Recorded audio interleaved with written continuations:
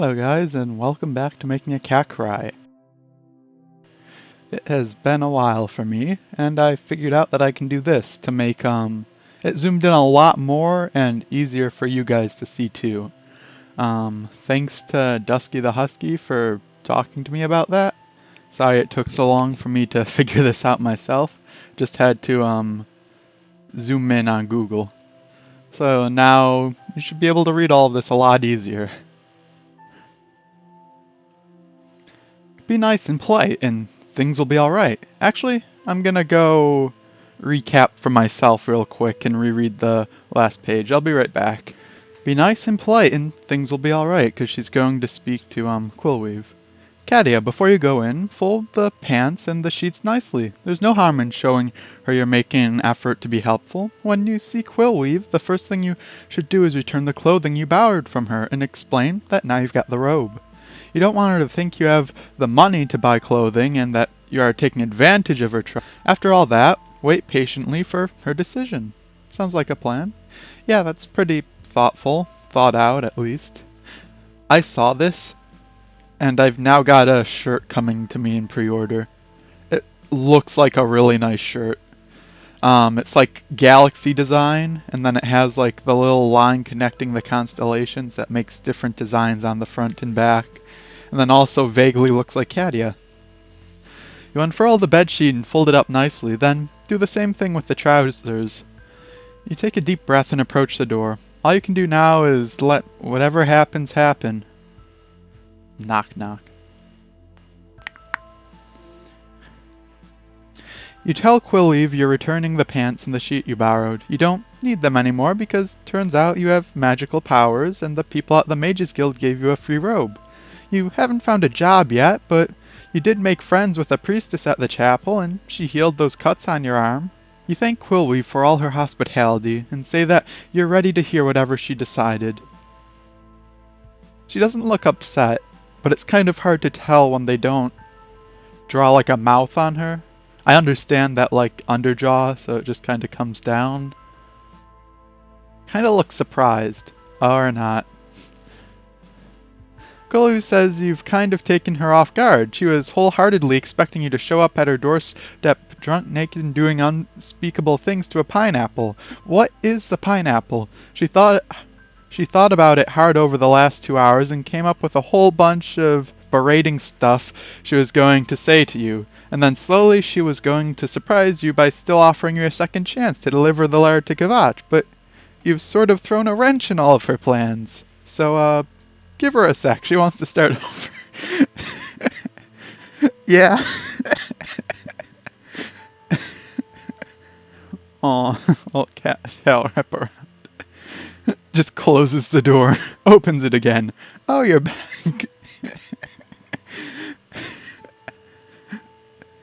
So she was looking disappointed at first, and she got confused, and now she's back and they're all smiling.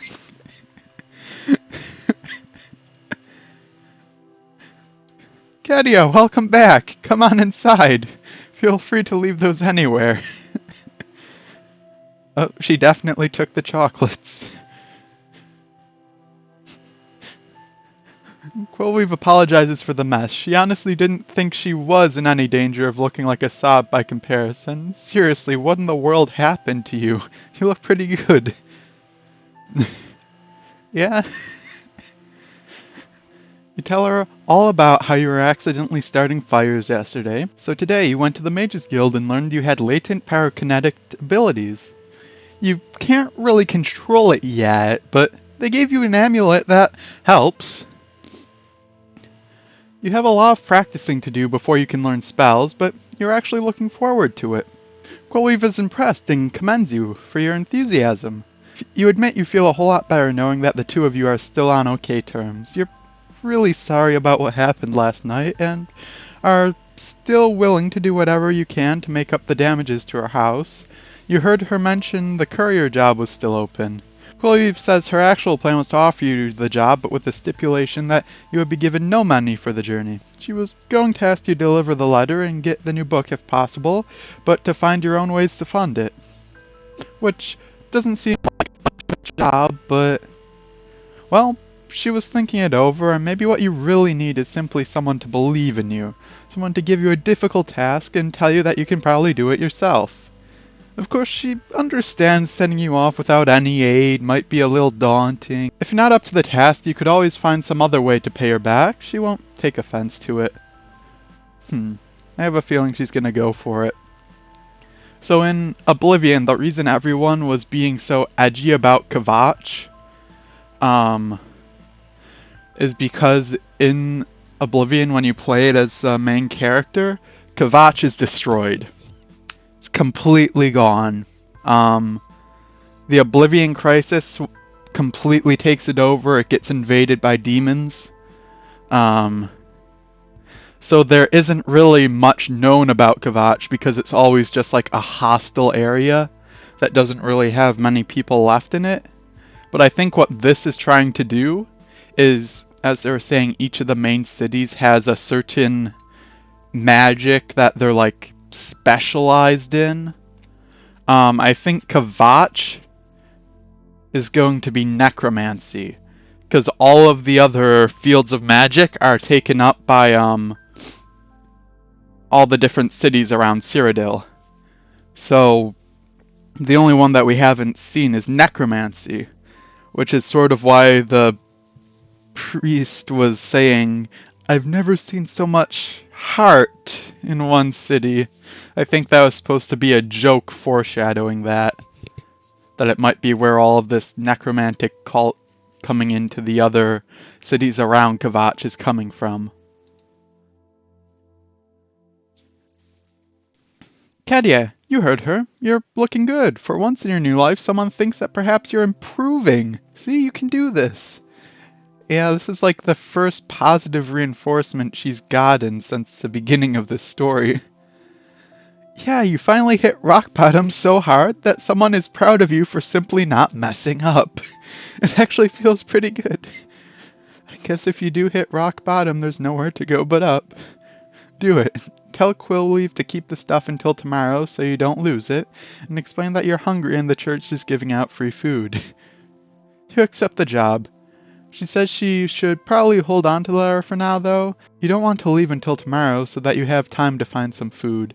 You've eaten almost nothing over the past few days, and even on the ship ride over here, you pretty much just lived on saltine crackers. I love saltine crackers. Like, call me crazy, but I'd just eat, like, whole thing of them as, like, a snack. Quillweave says she was actually planning to head up to a formal dinner at Milona's this evening. Milona's? Okay, I did read that right. She is sure Milona wouldn't mind a guest, so long as you don't do anything horribly embarrassing. Maybe you could tag along.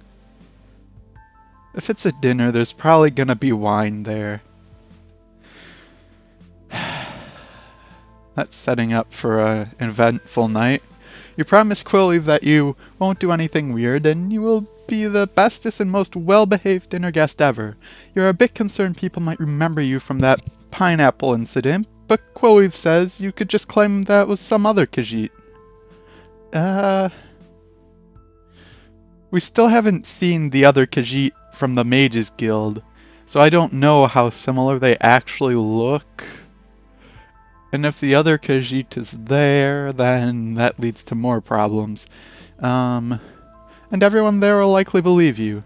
She should probably leave now, though, so she can tell them she's being a friend, and that you only drink water, yeah, and milk. Wait, does she drink milk? I could swear there was a joke about her ordering a milk. It was probably just a joke. Maybe you can head up there in an hour? Just ask for directions if you need help getting there. Anyone will know where to point you. You say that you'll do that, and thank you again for the invitation. There is totally no way this is going to backfire disastrously on you. Happy Kadia. You know everything's gonna go downhill from here. Express concerns about various temptations you might encounter at the party. Ask if you should go to the church instead. If you take a sip from the wrong glass, or you misplace your pendant or something, well, I'll leave it to your imagination, yeah. Because apparently even a sip of, like, watered down alcohol gets her into a fade to black the next morning. Um, there are a lot of things that could go wrong. I think she's being a little bit too trustful with all of the new information, but she is trying to be, but Quillweave is trying to be a genuinely nice person. On second thought, you admit that you are a little apprehensive. Even if you only ask for water, there's probably going to be a lot of alcohol there. Picking up the wrong glass could lead to a disaster, especially considering that you can start fires with your mind now. You're thinking maybe it would just be safer if you skipped the nice dinner and instead went to the chapel's soup kitchen. Quillweave says there's a difference between playing it safe and never trying because you're afraid you'll mess up. If you really want to skip out, you can, but she thinks it might be good for you to get a decent meal and maybe meet some new people. If it helps, she'll make sure she's the only one sitting next to you, and only order water as well. That way there won't be any unfortunate glass mix-up at least. Aww. That'd actually make you feel a lot better, assuming she's okay with it, that is. Quillweave says it's fine, no big loss on her part. She should probably lay off a bit regardless. She says you have no idea how much she drinks when you're not here. Bleh. Anyways, she should get going. She thought to let the cooks know she's bringing a guest. Not thought, ought. Adding a th there, but same word, basically. The dinner is about an hour from now. Just lock the door on the way out. You thank her again for her help and say you'll spend the hour preparing.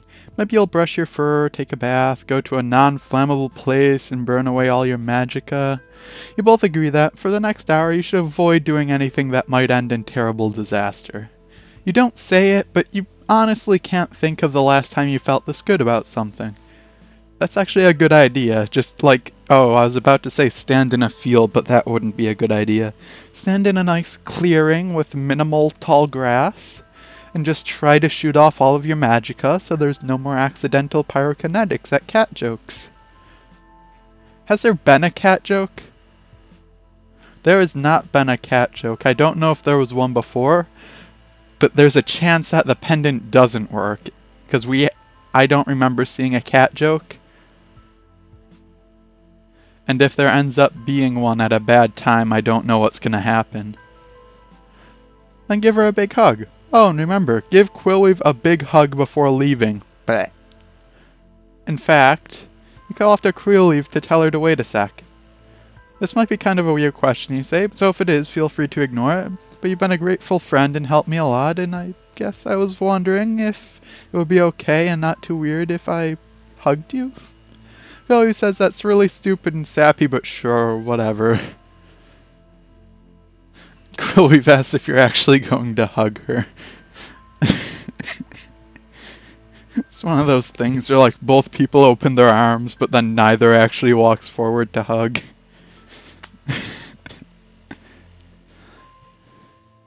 You explain that you've never really hugged anyone before. Yeah, I remember that. So you're not entirely sure of the logistics of this? Like, okay, you understand the part about wrapping your arms around someone else, but like, for this to work out, your hands are going to have to go on different sides, and if you both pick the same direction, then you're going to bump noses. Is there like an accepted direction to lean one's head when hugging, or maybe a dominant hugger in this arrangement who picks the direction and the other person observes and responds?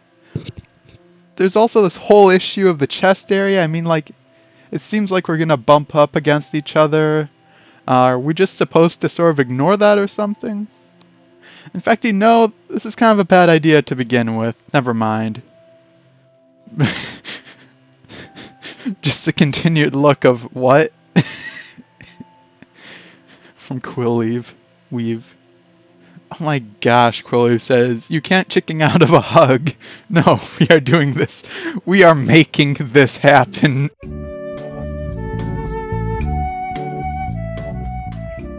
Oh no. I warned you about the stairs, bro. Please don't turn into like... Oh gosh, it's turning into Sweet Bro. They're just copying pasting sprites. Oh no. Okay. I was getting flashbacks to the unfortunate sbahj. Uh, Turns out hugs are the best thing ever.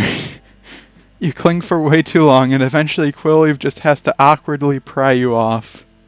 Uh, Give me a second, I'm flustered. Uh,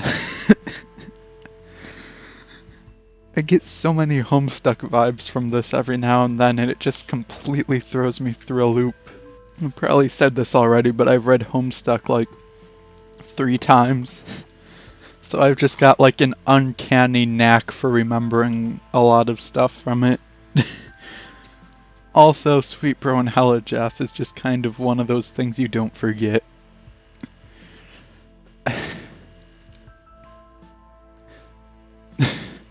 Quickly ask Quillweave what her friend is like before she shoos you out because you're just too excited and can't wait. Ah, wait. There was a friend? Give me a second, I don't remember her mentioning a friend. I'll just leave it as we'll find out what this friend is before. She says she really has to get going now. She hopes you enjoy your first hug. Anyways, you say you really did, and thank her for the experience. One last question. You ask Quillweave what her friend Milona is like. She replies that you'll probably like Milona. She's rather approachable for a countess. Oh, person that's throwing the party.